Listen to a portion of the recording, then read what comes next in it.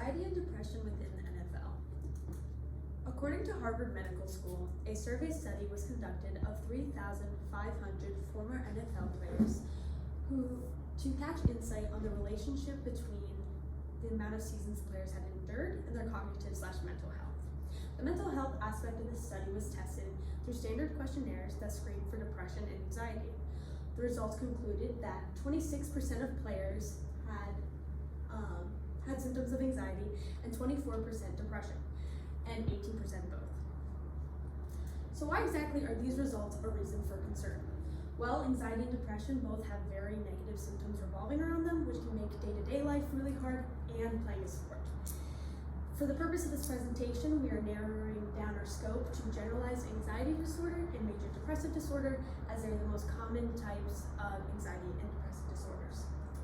So common symptoms of anxiety include fatigue, muscle tension, lack of concentration, sleep problems, worry, and restlessness. Common symptoms of depression include loss of interest, appetite/weight changes, fatigue, persistent low mood, sleep problems, and lack of concentration. Lane Johnson is an example of an NFL player whose mental health greatly impacted his ability to play his sport. What started as nerves turned into tremors and nausea, as well as just overall overwhelmness. In a Fox News report, he said that had there been less stigma surrounding mental health in the NFL, as well as increased access to therapy and other forms of help, he would have sought out help sooner. So now that we've seen how mental health affects the players alone, how exactly does it affect the people around them? According to NFL Player Arrest Database records since 2000, there have been 119 arrests for domestic violence within the NFL. What exactly is the correlation between depression and domestic violence? Well, men with depression have a tendency to have more anger and abuse alcohol.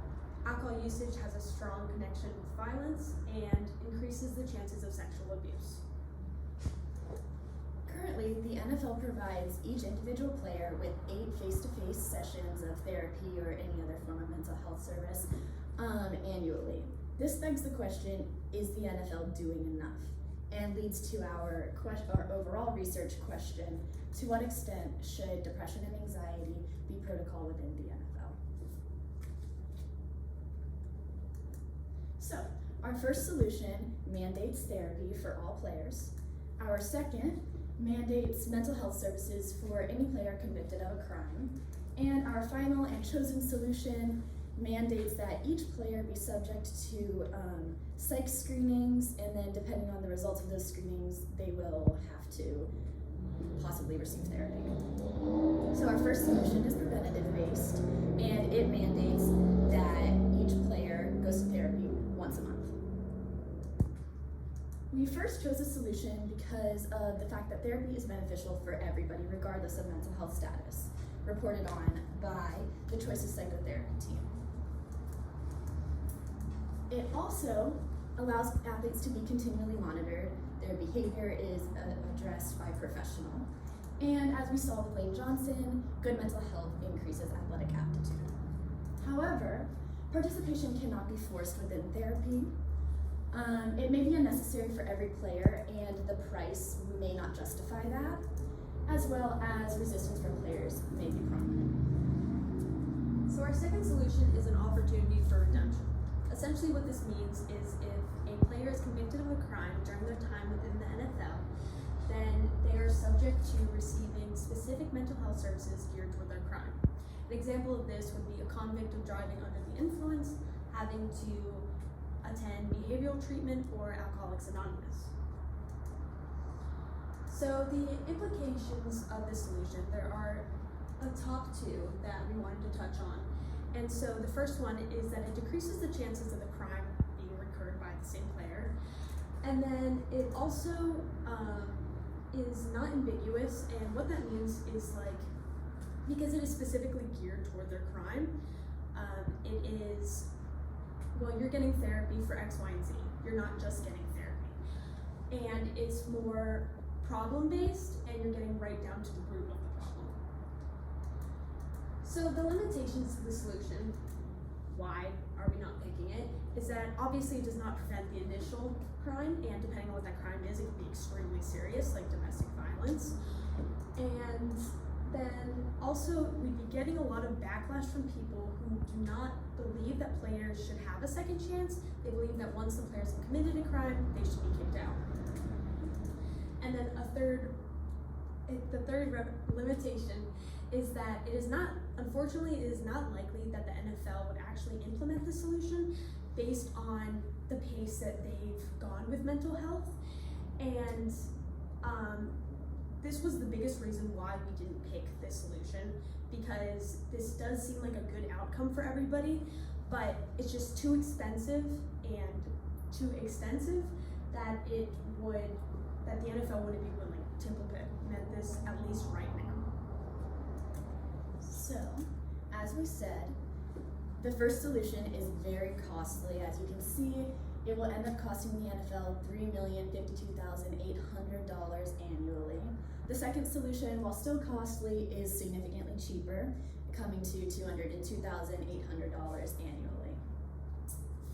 Now, for our last solution, which is the solution we would like to implement within NFL protocol, it is coming from a tentative basis, and as I said before, players will receive a psych evaluation each year, and depending on the results of that evaluation, they will have to receive therapy.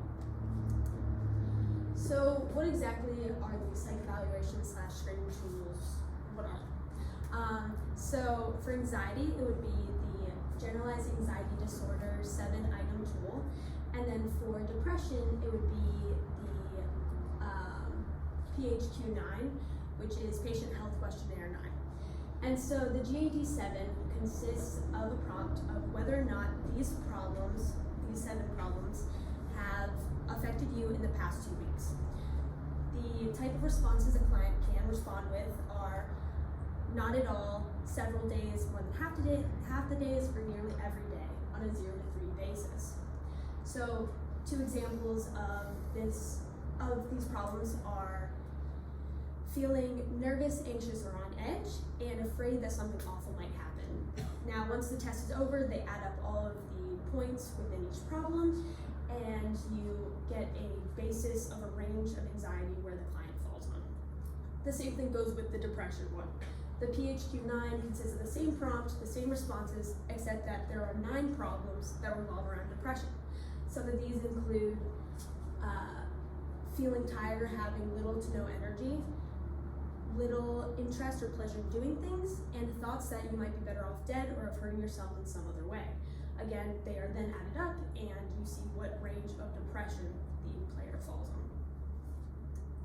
So why are we picking this solution? So, first of all, it increases the expression of athletic aptitude. Because therapy is clearing away some of those negative day-to-day thoughts, the players can now focus on their athletic ability. So, this is also not a subjective solution. It is quantifiably based, which means that the players are not going to feel like they are being unfairly chosen for therapy. It is backed up by psychology.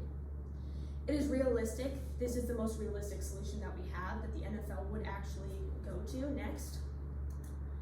It is mandatory and not optional, and unfortunately, not every player that needs the help is going to get it just because of their willingness to answer truthfully on the psych evaluations, but the players that are willing are going to be receiving the help that they need.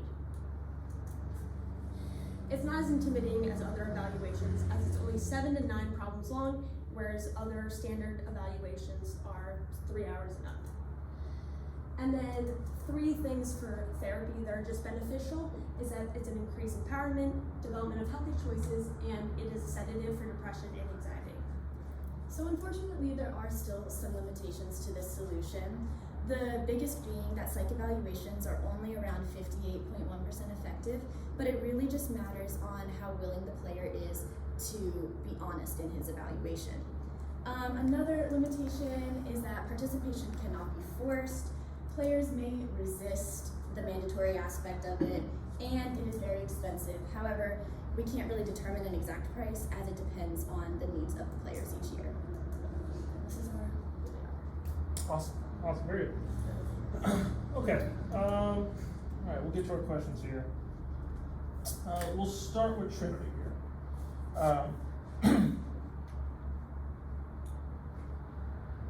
Okay, Trinity, give me one specific way that your thinking changed as a result of learning about Rebecca's findings in her IRR. So one way that my thinking changed is I did not realize how much of an effect a player's relationship with their coach had on their social capabilities. One fact that Rebecca's IRR included was that the better the relationship between the player and the coach, the better their social willingness is, and it decreases the chances of them being socially not capable, essentially. And it didn't make sense to me before, I just never thought of it that way, and it makes a lot of sense because coaches are on a personal level, but they're not super personal, they're personal in a niche way. That's a hard thing to task, and so when you're younger and you get that done before, it's going to increase your chances of being able to speak with everybody freely. Awesome. And Rebecca. Obviously, since you only had 2 members here, this question would probably be more suited to you guys. If you all had another team member, what other perspectives or limitations could they have researched that would have made a useful contribution to this project? So obviously at the beginning we did have another member. She wrote her IRR about stereotypes within the NFL, and to be 100% blunt, it just wasn't very informative, it wasn't very factual, and it didn't really add much to our actual research. However, we would have really appreciated to have that information in a more valuable sense, just because we could have added to each implications to give an extra reason of why therapy is so beneficial to specifically to NFL players. All right, thank you all. Very good.